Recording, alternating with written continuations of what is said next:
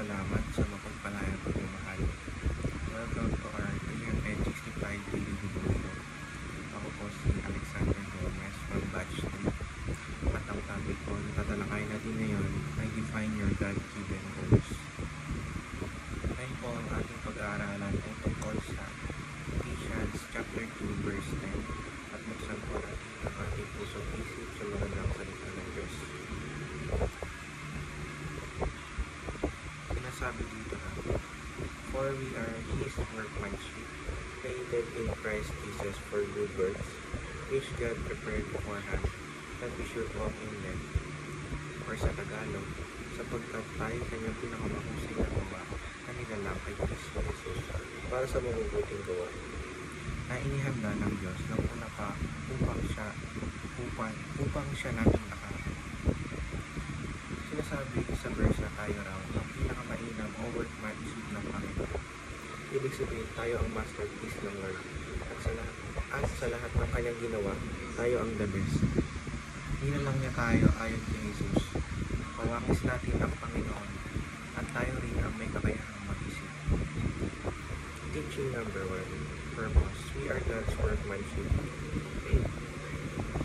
Ang purpose natin bilang masterpiece ng Panginoon ay sumunod sa mabubuting gawa. Dahil nakawangis tayo ni Kristo, ay dapat din natin tularan paano ba siya gumawa ng mabuti. Teaching number 2, identity. We are created in Christ Jesus. Ang identity natin ay pawangis tayo ng Panginoon. Hindi kagaya ng mga hayop ay may kakayahan din tayo mag-isip ay mayroon din tayong sarili.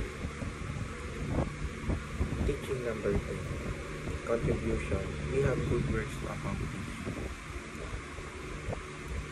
Kailangan mag-contribute tayo sa kingdom of God. Gumawa tayo ng mabuti sa kapwa dahil sa ganong paraan na lang natin may mababalik ang ginawa sa atin ng Diyos. Application number 1, define our God-given goals. Alamin natin ano ba ang purpose natin at ano nga ba ang binigay na goal.